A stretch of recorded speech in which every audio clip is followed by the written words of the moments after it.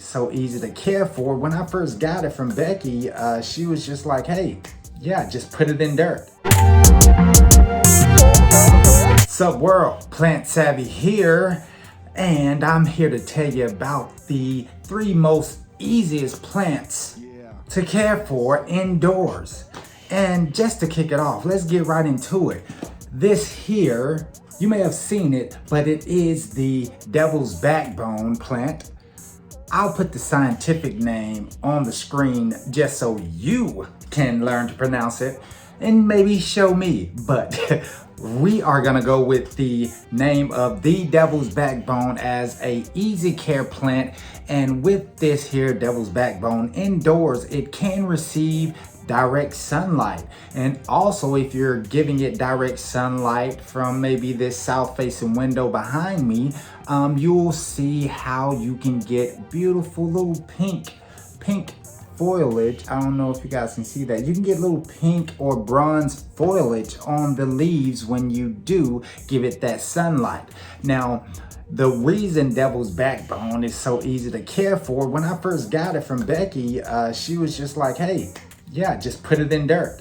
And I'm like, all right, I'm gonna do exactly that. That's what I did. Came home, put the, I'd say it was this size, and I just took that and put it in soil in the exact pot that it is in right now, and it has done nothing but grow. And when I tell you that I was not giving it any attention, no special treatment, I forgot to water it quite frequently, and it still thrives. You cannot beat this here plant. You can't kill it. I dare you to try. I did. Didn't succeed. So yes, it's an easy to care for plant.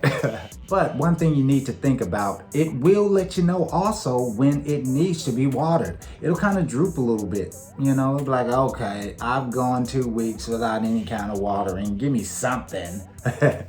Add that to your list, because what I want to do is give you all the information on indoor plants that I don't even have yet. Like the ZZ plant is a great plant to have for the beginner. If you don't have time to water them as often, it's beautiful and is very capable of withstanding and taking care of itself as you're out. You don't have to put it in a lot of light. You can water it as infrequently, if that's a way of saying that, as you like, and it will thrive.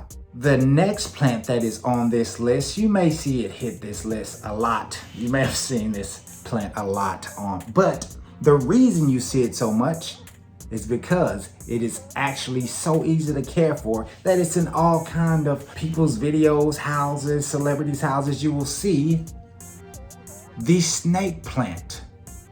I put the snake plant here inside the bookshelf, away from all light.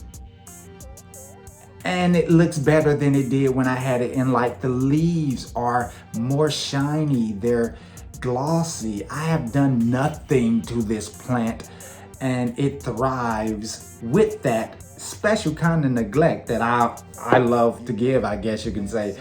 But yes, it is a great choice for anyone who is starting off. You want a plant that you just want to get your feet wet with, go with the snake plant. Any type of species of snake plant you want to go with, do it. Sansevieria. I think that's how you say it.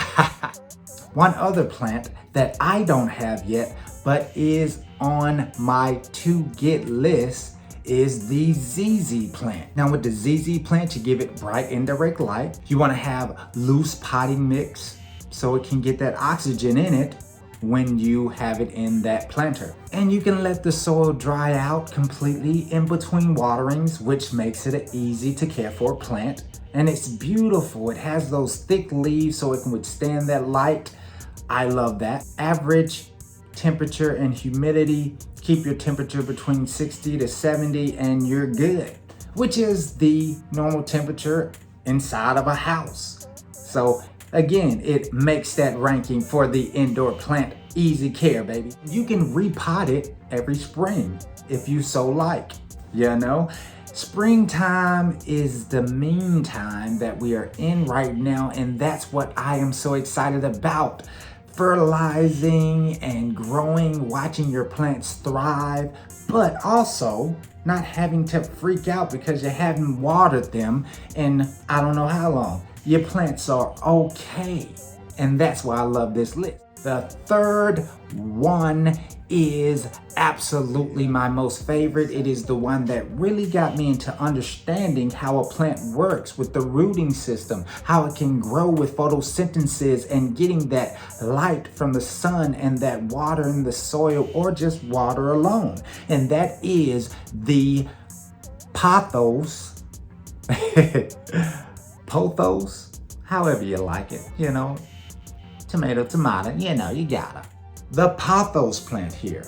I cannot emphasize this enough. Go and get yourself one for easy care. Look at how beautiful this plant is. I wish I could tell you that, hey, it's because I've given it so much this, that, soil, nutrients, and all that. But no, I keep it where it is and I water it when I can remember it, which is maybe every 8 days, 7, you know. But even when I don't, and notice how the soil is dry, you know, and I'm still not gonna water it along with the devil's backbone, along with the snake plant, because they thrive on neglect. They don't require a lot of attention, but they will give you a beautiful, shiny leaf pattern, as you see here. This is new growth. This is absolutely new growth right here, and it's humongous leaves. Look at that. I have other pothos that I am propagating, and I love that. And I'll show you here. Notice how it has smaller leaves, but this is the first one that I started propagating, and you get to witness the beautiful growth in the root system and understand the anatomy of a plant. And what better way to do it than with a easy care plant such as the Pothos, you know, go. I don't know, give it a nickname. So that just about covers it for me, and I hope that you all found some useful, helpful tips when starting your first time with a plant, not stressing out about it, but being able to just care for the plant and allow it the room to care for itself with your special kind of neglect. So with that said, my plant parents, keep planting.